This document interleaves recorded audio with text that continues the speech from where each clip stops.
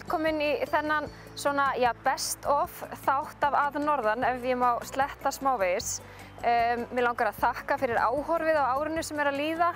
Það alltaf gaman að ferðast Norðurlandið og heimsækja skemmtilegt fólk og miðla sögum þeirra til ykkar. Við ætlum bara að fara víðan völl í þessum þætti og rifja upp það besta sem á daga okkar dreif.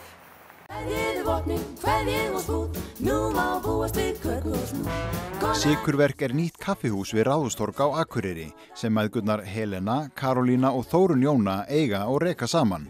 Hér göngum við inn í bleikt nammiland með syndsamlega girnilegum kökum, frönskum makkarónum, regnbogakekskökum, marenstöfum, bollakökum, snúðum, brauðtertum og alls konar kræsingum í öllum regnbogans litum. Já, hingað kemur maður til að svindla. Þetta byrjaði í rauninni með því að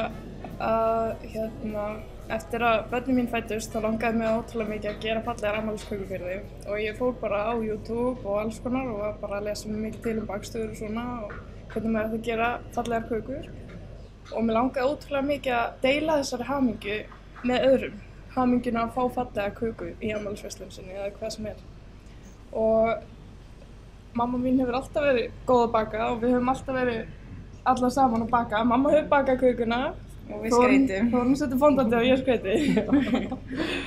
Þannig að við höfum verið ótrúlega góða saman í þessu sko. Þannig að síðan vann þetta svona upp á sig og við fengum þetta tækifæri til þess að leigja þetta húsnæði og það. Á platan mig út í þetta. Ég var búin að ákveða að hætta sem dagmamma. Ég er búin að vera dagmamma síðan að Þórunn Jóna fæddist. Og þannig að ég ákveða að skipta starf núna og þegar þetta húsnæði datt upp í hendurnar okkur fannst þetta bara tilvalið að vera hérna á Ráðhústorgi. Henni fannst þetta fáránleg hugmynd. Hún var búin að kynda undir mér örugglega í 1 eða 2 ár eða eitthvað, svo ákvað ég að slá til og fannst þetta bara æðislega spennandi. Hvað draumur að geta stofnað fyrirtæki með dætrum sínum. Þannig að mér finnst þetta yndislegt, ótrúlega gaman. En þegar þið takið húsnæðinu þá það sannarlega ekki svona útlítandi, allir þessi bleiki litur og þessi stemming hérna, hvaðan kemur það allt saman?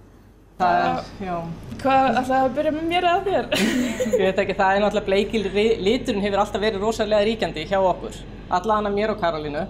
Og við vorum bara alveg ákveðnir í að hafa þetta bleikt. Okkur langaði bara til þess að gera eitthvað svona sem alveg öðruvísi. Og bara eins og þú sért að labba bara inn í eitthvað nammiland. Kemur þú til þess að svindla. Við Þórunn Jóna höfum líka aðeins farið út erlendis og þá getum að sé í Bandaríkjunum svona rosalega flottar kökubúðir sem eru bara svona, þær eru öðruvísi, það ekki eins og að fara bara á venjulegt kaffihús. Okkur langaði að hafa þetta öðruvísi og svolítið ýkt og bara eins og bara sælgætisheimur.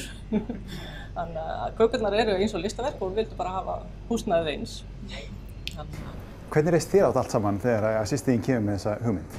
Bara mjög vel sko, af því við vorum alltaf að gera kökur saman, ég var að hjálpa henni að skreyta og baka og þannig að ég var alltaf svona á því að vera með sko. Já, fyrst ætluðum við bara að byrja 2 sko. Já, bara 2, ekki með mömmu sko. En síðan við fengum þetta stærra tækifæri. Fyrst ætluðum við bara að byrja veisluþjónustu sko. Og síðan fyrst við fengum tækifæri og opna kaffihúsi líka og ákváðum að taka mömmu með. Þannig að ég er svona meiri í afgreiðslunni og til hliðar og síðan brauðterturnar, en þær sjá alfarið kökurnar. Og veislupantanir. Og veislupantanir, já. Ég kem ekki nálægt því. Þó ég hafi séð að skreyta og gera afmæliskökur fyrir þær þegar þær voru minni sko. Og ég bara komin búin með þann pakka. En þetta hlýtur að vera rosalega skapandi starf að uppgötva nýja kökur, ný brauð og svo bara skreytingarnar þetta líka. Ótrúlega gaman. Við elskum að reyna að finna upp á nýjum brauðum. Bragðið skiptir okkur rosalega miklu máli. Það þýðir ekkert að hafa bara fallega kökur sem síðan ekkert góð brauð. Mér finnst það skipta rosa miklu máli, mér finnst það leggja mikinn metnað í uppskriftirnar. Karolína búin að hanna sínar uppskriftir alveg sjálf, bara út frá því sem hún búin að prófa, sjá áfram með. Og þær eru rosalega djúsi og ótrúlega góðar. Tala ekki vegan kökuna sem hún býður alltaf upp á. Mér finnst hún æðisleg þó ég sé ekkert fyrir vegan. Já, síðan bara ótrúlega gaman að koma í vinnuna og hugsa bara, hvað langar mér að gera í dag? Hvernig köku ætla ég að gera í dag?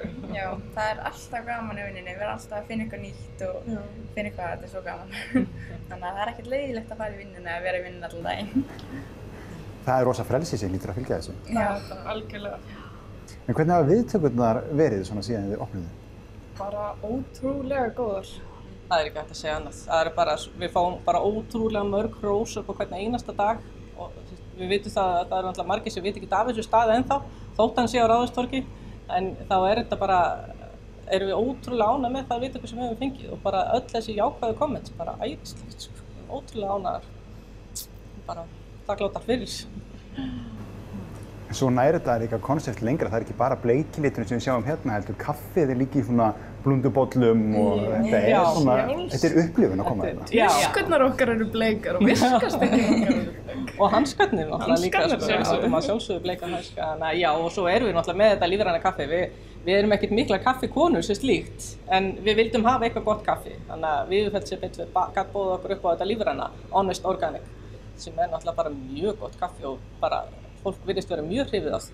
Eru allir jafn ánægðir með bleika litin? Ekkert einhverju litli pollar hérna sem myndu vilja sjá einhvern annan lit? Það alltaf einhverjir sem koma inn í Barbie-staðinn og ekkert voðalega ánægðir. Finnst þetta aðeins og bleikt, það einn og einn karlmaður, við hefum ekki heyrt neina konu minnast á að finnast þetta of bleikt, en það einn og einn karlmaður sem kemur bara, nei, þetta nóg bleikt fyrir mig, sko. Þannig að það bara allt í lagi, við getum ekki verið fyrir alla, sko. En kökurnar eru fyrir alla á móti? Eitthvað fyrir alla. En nú þetta mjög barnvænt staður, það mikið lagt upp úr því að fjölskyldan geti komið hérna saman. Já, það var eiginlega það sem mér fannst skipta rosa miklu máli, af því ég búin að vera dagmamma í 19 ár.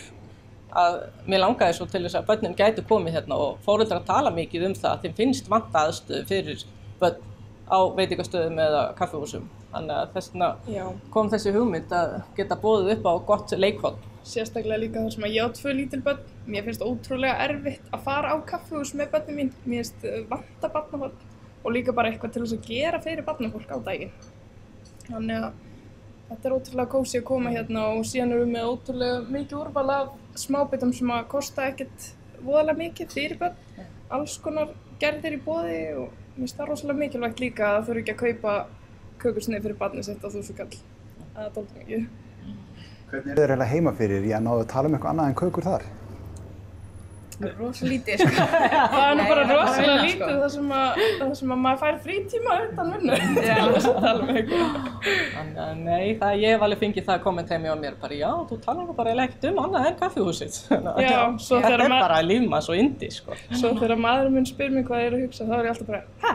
Já, ég var örugglega bara að hugsa kökur eða eitthvað. Já, við erum líka búin að til reglustundum bara núna tölum við ekki neitt kaffihúsi. Bara á einhver kvöldi og bara svo við tölum eitthvað annað en kaffihúsi og kökur. En Tómas búin að koma hérna einu sinni, maður getur komið hérna aftur af því að það ekki alltaf sömu kökurnar í borðinu. Já, algjörlega. Við erum alltaf með kökurvikunar. Þá höfum við eina köku með súkkulaðibotnum, eina köku með vanilubotnum og breytum alltaf kreminu.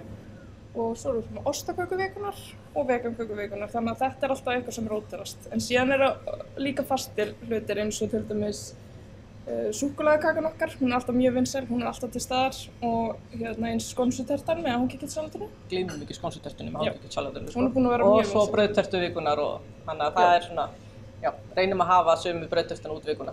Og svo náttúrulega sjálfsögðu makkarónunar okkar, við reynum alltaf að rótera bragðtegundir þar. Við erum alltaf að hafa frekar margar bragðtegundir í boði. Það er mjög auðvelt að taka með sér heim þá bara 6 eða 12 pakkar sem við erum bjóðið upp á. Og eins erum við með allt þetta í heimsendingu. Nei, take away, segi ég, ekki heimsendingu. Þannig að þá er hægt að taka með sér að við erum með kassa fyrir 4 eða 6 bollakökur. Og þessi makkarónur. Já, kökusneiðar og kaffi, take away og bara hvað sem er take away. Já.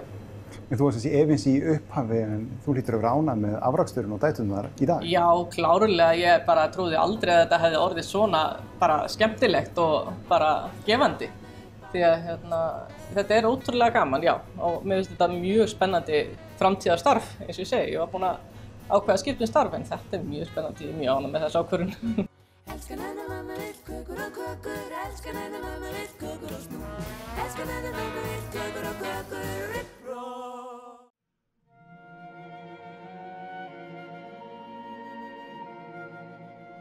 Við erum stödd á Miklabæ í Blönduhlíð í Skagafirði. Hér er Miklabæjarkirkja sem margir þekkja enda stendur hún alveg við þjóðveg 1. Agnar Gunnarsson er bóndi á Miklabæ, fyrrverandi oddviti Akrahrepps og sögumaður mikill.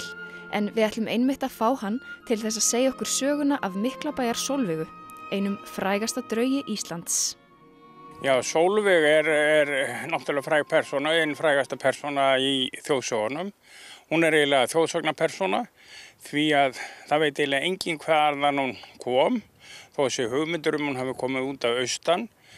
En upphafið er þannig að séra Oddur, hann gerðist prestur hér 1767, þá var hann 27 ára gamall og sagt er að Sólveig þessi hafi verið ráðskona hjá honum. En það er sagt að Sólveig þessi hafi haft ást á prestinum. En Sólveig var á svo lágum stigum að það var ekki talið eðlilegt að presturinn giftist henni. En hvort að hann hefur haft áhuga, það veit ég náttúrulega ekki sko, eða allavega er ljóst af sögunum að Sólveig hafði áhuga á að giftast Oddi. Og það var sagt að Oddur væri fríður sínum og engin sérstakur ræðmaður en góður söngmaður og myndalegur á velli, þannig að það er mjög trúlegt að Sólveig hafi haft áhuga á hana því að konur hafa nú oft áhuga á hvern sem eru myndalegir, hef ég nú heyrt. En Sólveig var sem sagt ráðskona hjá Oddi þangað til að hann giftist og er reyndar áfram á bænum. En hún tók þetta svo nærri sér þegar Oddur giftist sinni konu að hún varð hálf vitstóla. Og eftir að Oddur giftist, þá var hún svo tæp að það þurfti að hafa stöðugar gætur á henni. Því að hún vildi fyrirkoma sér og var alltaf hafður maður að gæta að henni sem að lánaðist alveg þangað til að einu sinni gat hún sloppið frá þessum manni og farið hér tótt sem er hér neðan við, eða var neðan við, það er nú allar þær tóttir eru horfnar og þar skar hún sig á háls. Og eftir það, þá tók Oddur það einhvern veginn í sig eða varð eiginlega geðsjúkur að hann gat ekki verið einn eftir það og varð stöðugt fyllt. Sérstaklega ef það komið myrkur, þá var alltaf að fylgja honum milli bæja. Og svoleiðis gekk þetta, reyndar hafði borið á því með Odd áður, bæði þegar pappans var nú biskup upp á Hólum og áður hafði hann verið á Staðastað á Snæfellsnesi, pappans. Og þá bara á því að Oddur vildi hlaupa til fjalla og hérna var það sækja hann þangað, þannig að það var eitthvað skrítið við hann svona stundum. En semst eftir að Sólveig fyrir kemur sér, þá fær hún náttúrulega, þá var sagt að hún kæmi í draumi til Odds og vildi láta grafa sig í vígðum reit hér á Miklabæ. En á þeim tíma var það þannig að fólk sem hafði fyrirkomið sér, það fekk ekki leg í vígðum reit. Oddur leitaði til biskups og hann fekk ekki leyfi þannig að hún var grafin utan garðs. En með Odd er það að segja að Oddur var svona tæpur alla tíð eftir það og 1786 að hausti til þá hafði hann messað á Silfrastöðum og var hlákumyrkur er sagt þegar hann reið heim og hann kom á Víðivöllum. Víðivöllir eru hér skammt sunnan Miklabæjar og í frásögnu segir að hann hafi drukkið kaffi hjá Vigfúsi sýslumanni og tekið fram sem er dálítið merkilegt í mörgum heimildum að hafa verið ódrukkinn þegar hann fór. Hvort það var venjulegt að vera drukkinn þegar mann kom í Víðivölli veit ég nú ekki en sem sagt honum var fyllt áleiðis en ekki alla leið en svo gerist það að hesturinn hann er hér fyrir neðan bæ daginn eftir en Oddur hvarf og hefur aldrei síðan sést og sagt er að eftir Oddur hvarf þá hafi 40 manns leitað að honum í 8 daga en sem sagt hann fannst aldrei en sagan segir að Sólveig hafi verið búin að heita því úr því Oddur vildi ekki eiga hana að hann fengi ekki heldur leg í vígðum reit en sem sagt Oddur fannst aldrei ekki samkvæmt bestu heimildum en samt eru til sögur það að lík hans hafi fundist og hann verið grafinn í Hérasdal og sumar heimildi segja hann hafi verið grafinn í Goðdölum.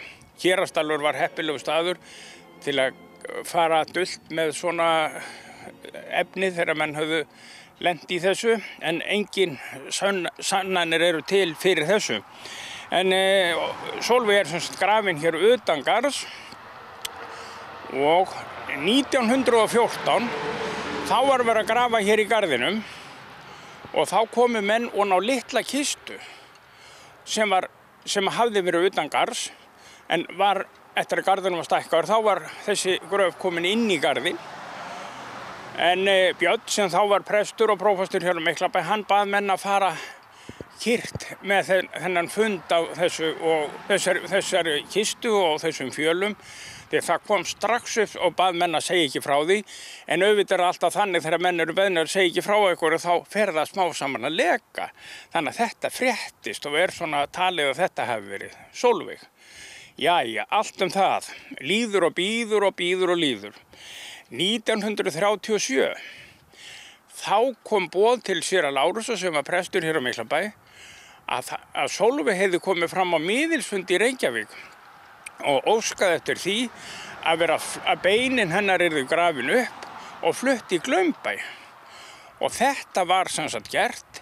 Gekk nú reyndar illa að finna gröfina aftur sem hafði fundist þarna 1914, en hún fannst og hér var haldin minningarathöfn í kirkjunni sem þá var á Miklabæ og síðan voru beinin og var gerð falleg kista hana.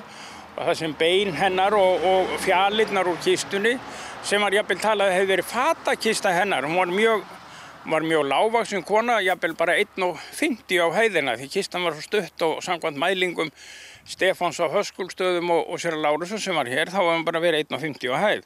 En Sólveig var sem sagt, hafði minningarstundum hana hér í kirkjunni sem var þá hér á Miklabæ og síðan var hann flutt yfir á Glaumbæ og þar er hún grafin. Og hann Dúdda á Skörðugjöli, Sigurjón Jónasson, hann einhvern veginn fekk þá hugmynd að merkja leiðið hennar Sólveigar yfir í Glaumbæ og hann lét gera kross og á honum stendur Sólveig frá Miklabæ. Það vissi enginn hvers dóttir hún var eða hvaðan hún kom, en Dúddi sagði, eftir hann hafi gert þetta, þá kom hann að leiðinu og sagði: mér hefur aldrei á ævinni liðið betur.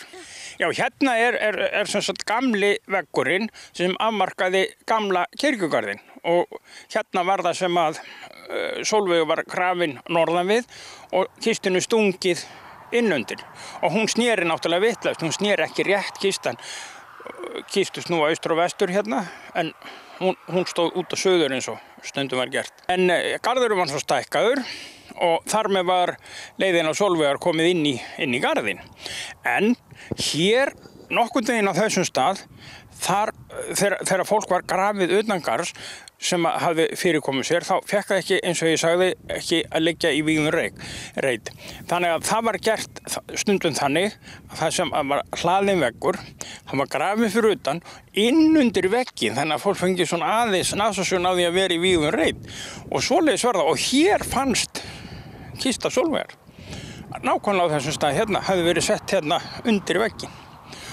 Og hér var hún tekin og merkilegt að segja frá því að þegar að minningarathöfnin var hana í Glaumbæ, þá var Halldór Laxness staddur þar og var við þessa athöfn og hefur notað þetta minni í mörgum af sínu sögum.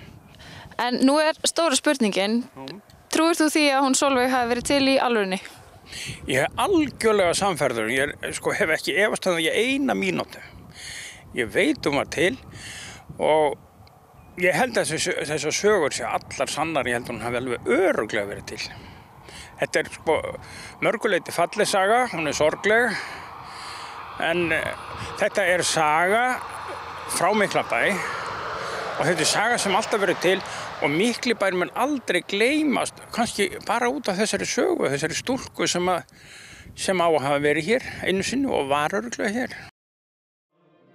En Oddur hefur semst aldrei fundið, en af því ég er búinn að vera svo lengi hér á Miklabæ og sagt að Sólveig hefði tælt eða Oddur hefði jafnvel lent í gegninum sem er djúpuskurður hérna niður frá, að alltaf þegar ég labba fram hjá gegninum, það var nefnilega til saga það að hefði einhvern veginn sést hönd koma undan bakka í gegninum. Og alltaf þegar ég labba fram frá gegninum, þá dreymir mig að það komi hönd undan bakkanum og ég finni beinin úr Oddi. En það verður ekki gerst ennþá. En hefur þú einhvern tímann orðið var við eitthvað hér? Nei, en ég kom nú hérna 1986, 200 árum eftir að Oddur hvarf og ég auðvitað þekkti þessu sögu en ekki eins vel og ég þekki hana núna en ég man eftir því að hausttíma var ég hér einn heima og það var mjög dimmt Og þá gerði ég svona til pröfu að fara upp í kirkjugarð og labba kirkjugarðin og vita hvort ég yrði myrkfælinn eða fyndi eitthvað. En ég hef ekki fundið neitt.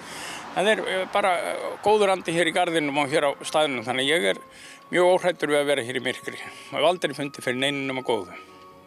Hefur eitthvað heimsótt hana Sólveigu út í Glaumbæ? Ég hef komið á leiðinni, já, en hún hefur ekki heilsað upp á mig, ég bara heilsað upp á hana.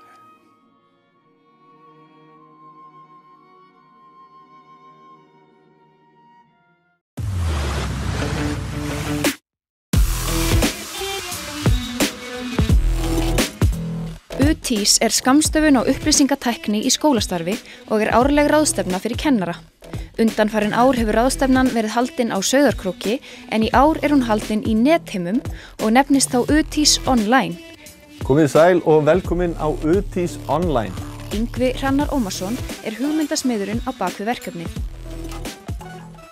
Núna erum við komin á online, við erum á netinu og þá tækifæri fyrir þessa sem hafa komið á krókinu undanfarin 5 ár að virkja sína með sér og það hefur svo sannarlega virkað þar sem við erum með eins og segi 80 þátttökupartí og það verið að horfa á líklega í 150 stofnunum og skólum núna á þessa ráðstefnu. Þannig að það eitthvað að gerast. Hvernig kom þessi hugmynd til upphaflega að starta þessu? Eins og ég segi, við vorum á þessum tíma 2014-15, það var menntaspjall á Twitter sem og ennþá, sem er millumerki þar. Þannig að fólk sem ætlaði að skrifa menntamál, þau einfaldlega settu millumerki menntaspjall inn og voru að deila því sem voru að gera og spurja ráð. Og þetta var vaxandi hópur, ég stýrði þessu spjalli ásamt Tryggva Þægir hjá Háskóla Íslands í 4 ár eða 5 ár, annarkvæmt sunnudag. Og þetta var orðið svona einhvern veginn hópur sem var alltaf að hittast og spjalla og þá bara, hvað getum við gert? Við verðum eiginlega bara að hittast, ef ekki bara, að því að það annað að hittast í sko raunheimum heldur en bara á neti, þannig að þá náðum við svona að tengja einhver andlit við myndirnar og Twitter-prófælana, sko. Þannig að þetta bara orðið að svona stóru samfélagi núna í raun. Þetta svona bara rafræn ráðstefna og sem nú mjög viðeigandi fyrir svona UTÍS viðfangsefni og það verður ýmislegt pröfa sem hefur heldur bara ekki verið pröfa áður eins og svona rafræn ráðstefnu höll sem mjög spennandi, það með þess að bar þar og fólk að hittast svona í litlum herbergjum og spjalla saman fyrirlestrana og kynnast rafrænt. Þannig að það margt svona nýtt í þessu og fyrir utan náttúrulega geggjaða fyrirlesara, 15 geggjaða fyrirlesara. Já, það eru ekki þá bara upplýsingar sem fólk getur verið að sækja sér. Það getur líka kannski verið að stofna til vinskapar og tengsla við kennara alls staðar annars staðar á landinu. Algjörlega og þetta svona bara einn nýr þáttur sem að Yngvi Hrannar kemur með inn einmitt í þeim tilgangi því að ég held að enginn hafi lyft öðruvísi grettistaki í því að bæði endurmennta kennara og efla þá og svona samstöðu þeirra að skiptast á verkefnum og fá þennan þekkingu frá hverju öðrum eins og hann hefur gert síðust ár. Kennslufræðin alltaf númer 1 en hvernig við getum aðlaða námsefnið okkar og sköpun og komið á móts við einstaklingsmiða nám með upplýsingatækni, þar eru möguleikarnir alveg endalausir. Sko þetta allt erlendi fyrirlesarar, þetta eru 17 fyrirlesarar og 15 fyrirlestrar, þannig að það eru 3 í einum á einum stað. En þetta eru allt, fólk sem ég hef bara hitt í gegnum mína vinnu bæði, innlendis og hafa komið á UTÍS og verið með vinnustofur á fyrri árum.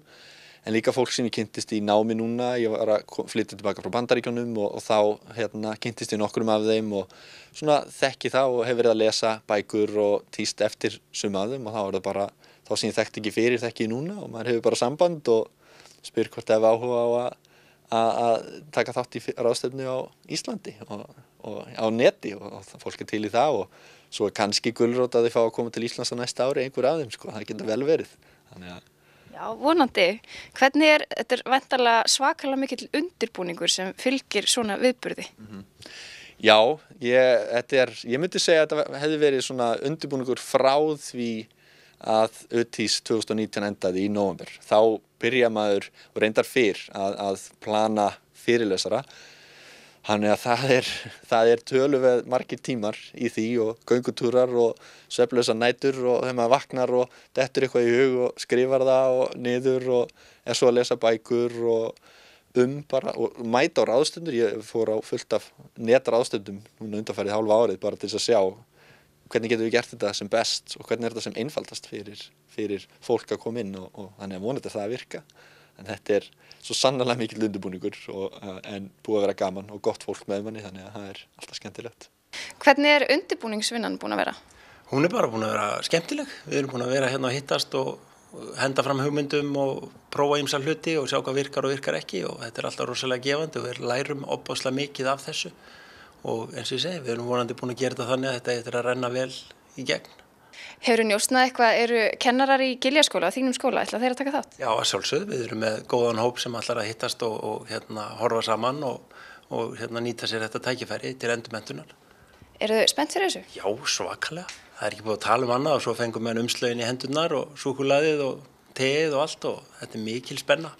Heyrðu, það ekki bara hérna inni, það ekki bara þessi stjórnstöð, það nefnilega líka inn í myndveri ýmislegt í gangi.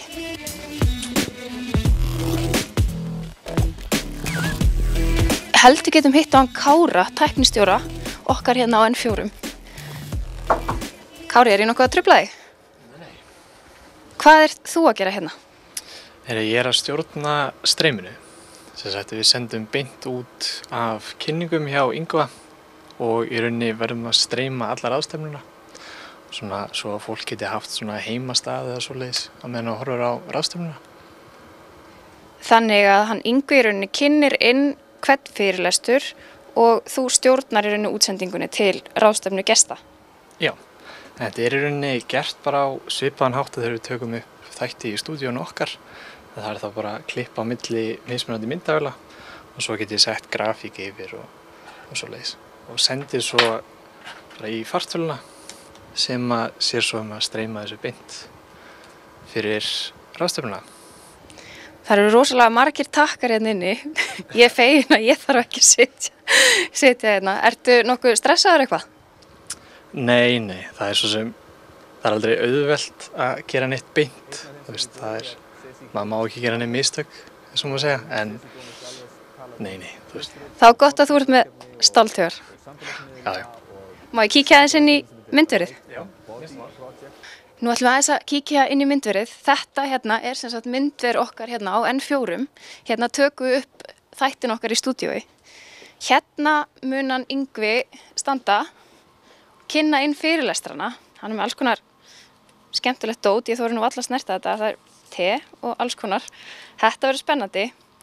Við ætlum að fá að fylgjast aðeins með í dag. Vera svona fluga á vegg.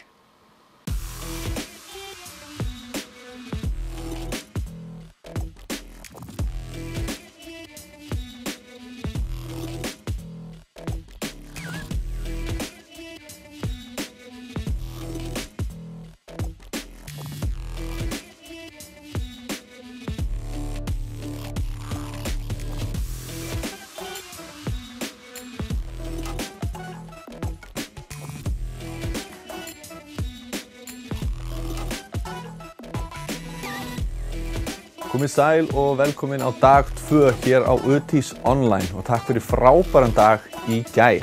Verður einhvern veginn í framtíðinni kannski bara allir heima hjá sér, hvort sem það á ráðstefnum eða í skólanum eða hvað? Vonandi ekki, segi ég, því að stóri hlutin af því að skólastarf, mikil hluti skóla náttúrulega og hlutverk þeirra að efla félagsleg tengsl og að við séum ekki bara á neti. Þannig að þess vegna kemur upp svo hugmyndið mitt að hafa þátttökupartí að fólk geti verið saman og sé að deila. Við erum með ráðstefnu höll á neti og það gaman en það ekki það sama. Þannig að við viljum reyna að blanda þessu og það svona kannski markmið í mörgu og ég meina eins og tækni skólastarfi ekki að tæknin taki yfir heldur en hún komi inn sem verkfæri sem við getum notað til þess að efla það sem við gerum nú þegar í skóla. Ég vona að þið eigið frábæra helgi sem eftir og frábært skólaár. Við allavega kveðjum hérna og takk fyrir samveruna.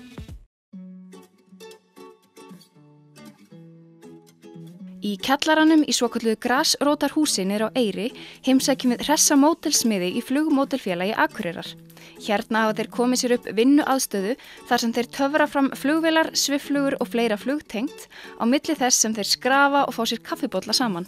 Guðjón Ólafsson einn af þeim sem á kafi í smíðinni þegar okkur ber að garði. Ég byrjaði líklega einhvern tímann mitt ár 1978 og fyrsta fjárstýrða flugmódelið mitt flaug jólin 78 Var það jólagjöf handa einhverjum? Nei. Jólagjöf handa sjálfum þér? Það var bara handa sjálfum mér, sko. Og það var upp á Sandskeiði fyrir ofan Reykjavík. Í hörku, gatti og snjó. Og ég man ennþá tilfinninguna þegar það flaug af stað. Það var alveg frábært. Þú er allavega greinilega ekkert sagt skilið við þetta síðan. Nei. Og búin að smíða alveg djöfuldóm af flugmódelum. Snýst þetta ekki að búa til líkan af einhverju stærri flugvél sem var eða er til? Það er partur af því. Þetta er tvennt. Annars vegar að gera svona líkön, eins og þú segir.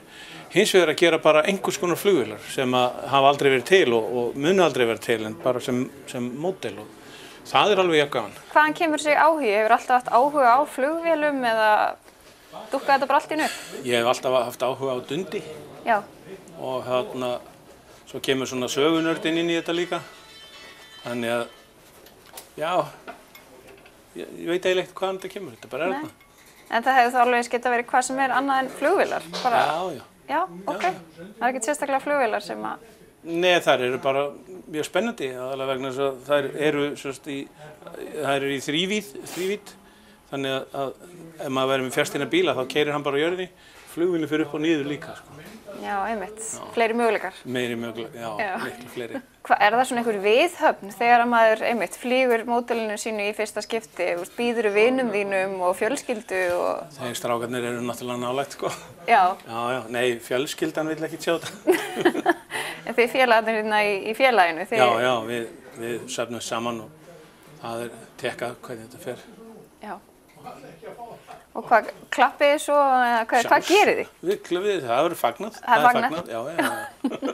Þetta er alveg frábær félagskap. Það vísir hann orðinn dálítið gamall eins og sést. Já. Það er lítil endurnýjun. Já. En þeir sem horfa á þetta innslag hjá okkur, kannski fá... Endilega hafa samband við okkur, fá að vera með okkur og læra að smíða og læra að fljúga. Við kennum það líka, sko. Já, því það er ekkert sama hvernig það er gert. Nei. Nei, það er víst ekki alveg sama hvernig flogið er og það er hægt að æfa sig í flughermi hjá félaginu. Ég stóð mér reyndar ekki mjög vel og ég efast að ég fengi að prófa að fljúga módelunum hjá drengjónum fyrir mögulega eftir miklar og stífar æfingar. Björn Sigmundsson er einn af stofnendum félagsins og við trufluðum hann við smíðaverkefni dagsins. Ég er að ganga hérna frá hjólastelli upp í þessa flugvél. Þetta er Grönmann-bátur, eða Grönmann-flugvél. Þetta er það sem maður notuðu, lendu hérna á Akurapolli hérna í gamla daga og keyrðu upp á bryggjuna þarna rétt neðan við Átak eins og er í dag. Hvað heldur þú að hafa búið til mörg fluglíkön í gegnum tíðina? Ertu ekki með tölu á þessu? Mörg flug, já, það er... Og þetta er, ég er búin að vera í þessu 40 ár, þannig að það er alltaf mikið búið að fara í gegnum hendunar á manni. Ef þú ættir að skjóta á það? Ef þú ættir að skjóta á það, hvað heldur þú að hafa gert margar? Það hef ég ekki hugmynd það er ekki grunu þessinni, sko. Ef þú bara segja margar? Já, bara margar, mjög margar. Segja bara mjög margar? Já, mjög margar. Ok. Brjóta margar líka. Já, brjóta margar líka. Já, sælla minninga. Já, það er eiginlega hluti af þessu að það er að, þegar maður er búinn að smíða þetta, verður það gaman að fljúga þessu. En það er alltaf, maður má alltaf búast við því að maður brjóti þetta líka og það er ekkert leiðilegt að gera við þetta aftur. Þú stofnaðir þetta flugmódelfélag hérna á Akureyri, er það ekki rétt hjá mér? Jú, ég er einn stofnandinn, þá sem að stofnar kallar til 4 menn eða 3, heitir Kristján Víkingsson, tannlæknir hérna. Hann var að læra tannlækningar í Reykjavík og kynntist þessu þar og kom hingað norður og við vorum 3 sem vorum með honum í og stofnuðu félagi og einn er að sitja inn í horninu, Þorsteinn Eiríksson og Guðmundur Karl Jónsson, 4. maður. Þannig að það gerðum við fyrir 41 ári síðan, sennilega vorið til, þannig að mann ég ekki alveg nákvæmlega upp á dag. Þannig að við erum búin að vera með þetta í 40 ár, rúmlega 40 ár. Hvað heldur þú sést búin að eyða miklum tíma í þetta áhugamál? Já, þetta var góð spurning. Ef við ekki að segja að í þessi 40 ára við höfum svona 1 mánuði á ári, er það ekki? Okay. Nei, þetta er miklu meira því að þeir voru kannski að fljúga ef við varum að smíða kannski alla veturinn, sko. Þetta eru fleiri 100 tímar alveg í þessu. Já, það liggur við að þessi var alltaf hægt að kalla þetta áhugamál. Þetta er kannski bara lífstíl liggur við. Já, ef í suma var það stund að vinnuna líka með þessu. Já, þú hefur neyðst til þess Já, ég neyðst til þess. Er þetta dýrt sport eða? Já, það var það, þetta var tiltölulega dýrt hérna í gamla daga. En eins og í dag hafa virðist þetta mjög ódýrt. Það er dýrt í starti eins og ævilega, kaupa búnaðir, rafmagnsbúnaðir sem stýrir þessu. En eftir það er þetta alls ekki dýrt. Nei, þeir eru náttúrulega búin að koma ykkur upp alveg frábæri aðstöðu hérna. Já, ég er að vísu ekki einn af þeim. Ég hef nú verið svona á hliðarlínu þegar ég er nú hætti sem stjórnandi. Ég var formaður félagsins í þó nokkuð mörg ár hérna í fyrndinni. Já. En hætti þessu og er bara svona, er á kantinum eins og sagt er. Akkurat. En þú nýtur góðs að því að hafa startað þessu og lagt grunninn, eða ekki? Maður er montinn yfir því. Þetta er frábær félagskapur, alveg frábær. Og yfir sumartíman að hittast fram á Melgerðismelum og fljúga í góðu veðri og þetta allt saman kringum þetta er frábær félagskapur. Segðu mér aðeins frá verkefninu sem þú ert að brasa í núna. Já, þetta er, skal ég segja þér, mótorsviffluga sem var notuð á Sandskeiði, þeir fengu hana held ég 71 eða 2 og hún var seld úr landi 96.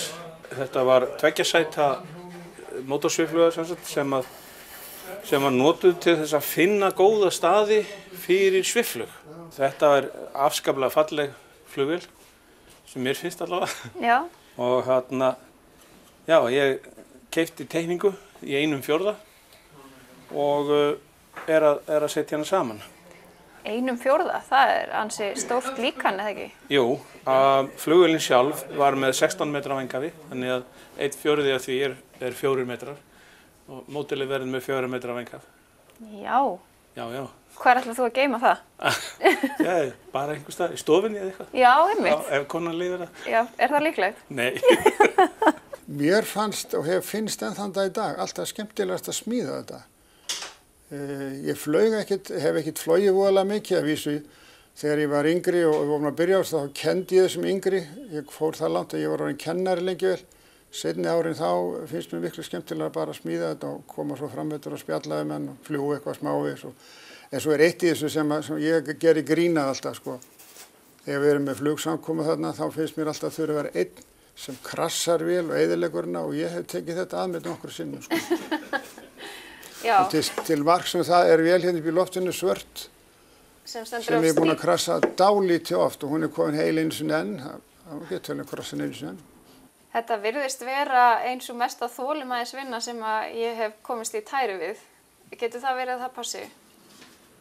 Já, það gæti alveg verið. Ég hef aldrei pröfað að sauma út henni svoleiðis, þannig að þetta er ábyggilega eitthvað nálægt í. Já, hefur þú alveg nóg af þolinmæði í þetta alltaf? Já, það virðist vera. Ég er töluvert að henni. Ég held að við eigum það nú allir sem eru í þessu, já, þetta er mikið þolinmæðisvinna. Er þetta gott fyrir geðheilsuna að hafa svona dund? Já, mjög gott. Mjög gott. Koma þetta saman einu sinni í viku, jafnvel 2 í viku, stundum á laugardögum. Koma þetta saman, spjalla, fá sér kaffi og smíða mávegis með alltaf. Þetta er mjög gott fyrir geðheilsuna. Ekki síst núna í COVID-19 alveg frábært að koma þetta saman. Aldrei og sent að byrja á þessu. Þó maður, sko, ég er orðinn 75 ára gamall, það er nógur tími að það. Já, þú ert nú eftir hér, ég braut hana næstu því, sástu það? Fegstu smá svona, það er smá svitadrópar.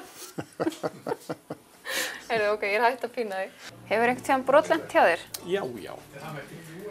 Og brotnað þá í spaði eða? Já. Hvernig tilfinning er það? Það er bara partur af því, sko. Já. Já. Ef maður smíðar svona flugmódel úr efni eins og þetta, þá getur þetta brotnað. Já. Og þegar það brotnar, þá verður maður bara að taka því og laga það. Já, en hvað tekur svona sirka langan tíma að búa til svona þokkalega stóra flugvél? Það er voðalega mismunandi. Það er bara spurning hvað þú nennir að leggja því eftir því. Ef þú ert svona 1 til 1,5 ára að smíða flugvél, þá er það mjög eðlilegt. 1 til 1,5 ára? Ég er bara að spá að það geti verið svekkjandi brotlending ef maður er búin að vera í 1,5 ára. Nei? Nei. Ok. Þetta er partur af því. Ok. Ef þú ert að smíða flugmódel, þá á það að fljúga. Ef það vill ekki fljúga, þá bara, nei. Ok. Ok, allt í góð. Hvað er allra skemmtilegast við þetta? Félagsskapurinn, það strákarnir.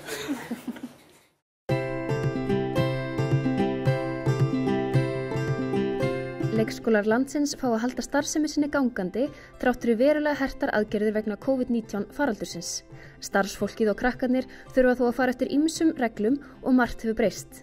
Við fengum að spjalla við skólastjóran Önnu Lilju á Iðavelli og nokkra hressa krakka af elstu deildinni Jötunheimi.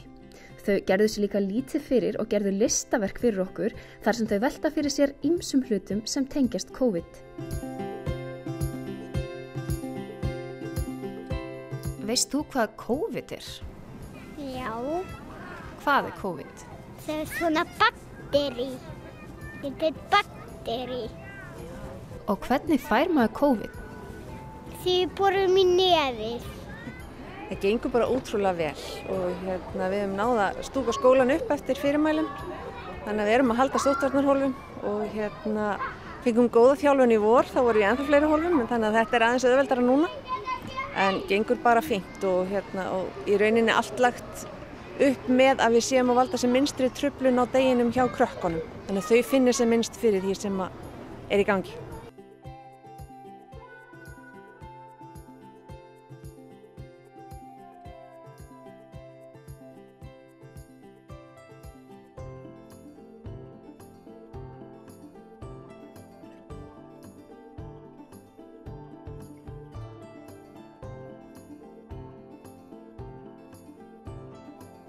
Þetta er sko leiðinda COVID. Hvað heldur það að segja? Bara eitthvað veirur. Veistu hvort það sé hægt að kaupa COVID í bónus? Nei. Hvar fær maður svoleiðis?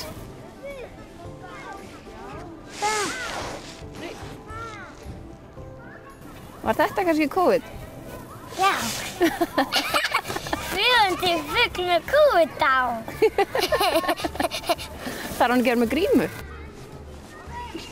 Hvernig finnst þér þau vera að standa sig? Þau eru að standa sig ótrúlega vel og þetta er í rauninni frekar lítið að trufla þau. Við sjáum náttúrulega og heyrum aðeins í leik. Það er kannski ekki ljótikallinn endilega núna, heldur kannski ég kórnaveira. Þú veist, það er eitthvað svo leiðis en þau eru ekki mikið að velta þessu fyrir sér og maður finnur ekki endilega mikinn kvíða eða ótta eða neitt slíkt hjá þeim og ef þau eru eitthvað vandræðast þá bara spyrja þau eru hrein og bein og þau spyrja okkur bara og það var til dæmis gaman þegar grímuskyldan kom í rauninni í starfsmannahópinn að það var ekkert af hverju ertu með grímu, það bara mamma og svona líka þannig að þeim finnst þetta bara nokkuð eðlilegt ástand held ég og er ekki mjög upptekin af þessu.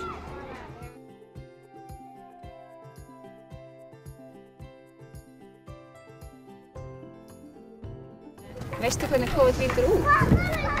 Hann er svona rauður og hann sést ekki. Heldur að COVID sé loðinn? En það kom hundur sem er svona hvítur og hann borðar alla vírusinn. Jú, kannski notaðu leikskólan svolítið sem svona frísvæði. Hérna er rútínan þeirra, þetta er allt eins og venjulega, þau mæta, þau hitta kennarana sína, þau leika sér, þau fara í hópastarfi sitt. Þannig að hér er kannski staðurinn sem að þau eru minnst að velta þessu fyrir sér.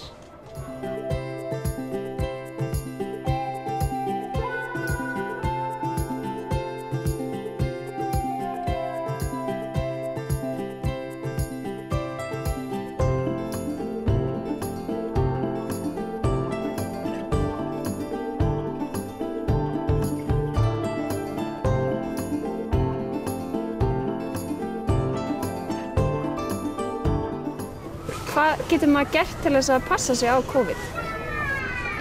Til að hafa ekki COVID í munninum. Verður maður að fara með grímu á munnin maður fer í heimsókn. Þvo okkur hendurnar. En ef COVID fær sápu og vatn, þá er hún dáin. Þetta reddast að við bara hjálpumst öll að.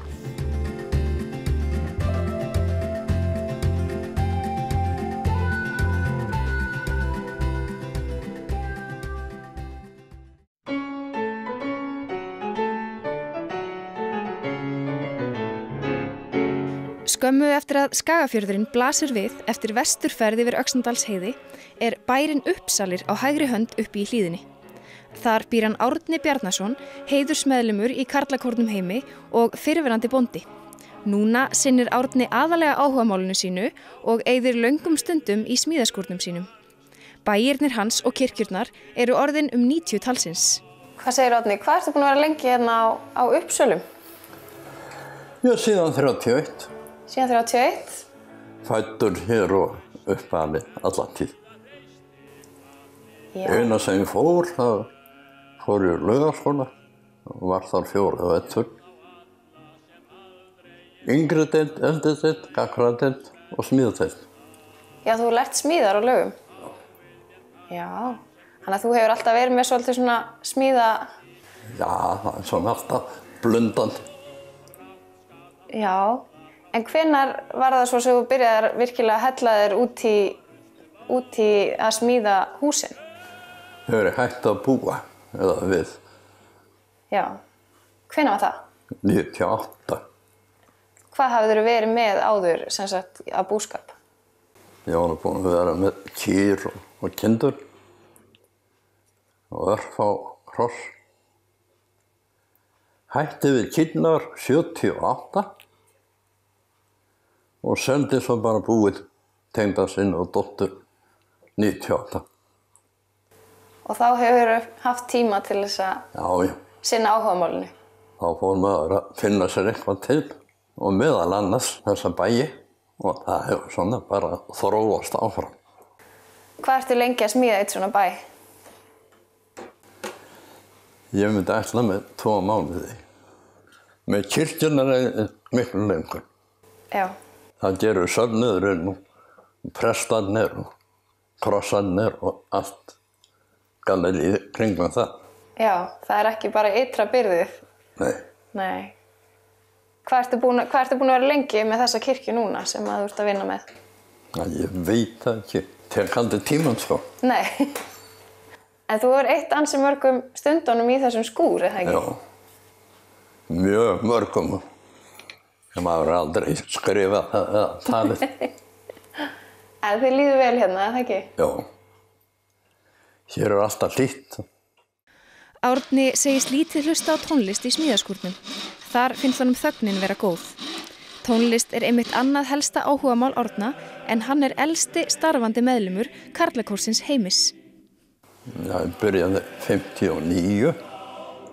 Já, við reiknuðum það, hvað var það, 61 ár? Það eru þó nokkur dagar í það. Já, þó nokkri dagar. Hvaða rödd syngurðu? Anna bassa. Anna bassa? Já. Dimmraddaður? Já. Mjög. Það verður einhver að bera þetta uppi?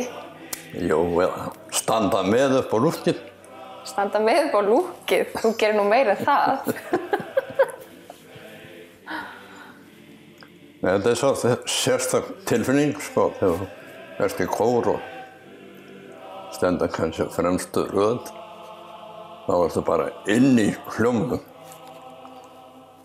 Þú kannski heyrir ekkert að þú sért að syngja. Þó þú syngir kannski allan kraftum. Þú ert bara hluti á hljómnum. Er það góð tilfinning? Já. Þú finnur það ekki eina. Nei. Það er mikill vinskapur í kórnum ykkar, eða ekki? Jú. Mjög góður félagskapur og samstilltur hópur. Svo vorum við bæði í blönduðum kór. Já, þú og konan? Já, rökkukór, svakvöldum. Er það öðruvísi að vera í blönduðum kór? Já, það er til öðruvísi. Hvernig þá? Já, öðruvísi útsýni.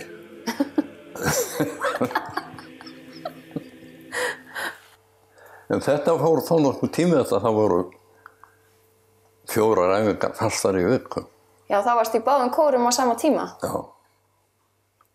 Það voru sungið mikið? Já, svona. Það má ekkert mikið meira vera. Nei.